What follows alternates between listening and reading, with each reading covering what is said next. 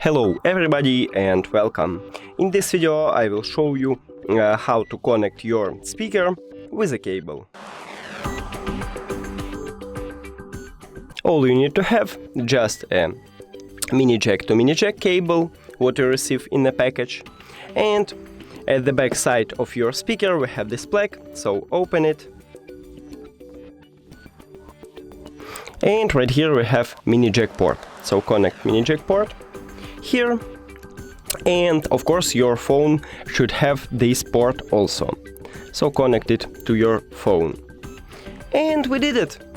We can see this icon, what means that it's connected. That's it, thank you for watching this video. If you found it helpful, please consider subscribing to the channel and leave the like on the video, it's really important to us. See you later!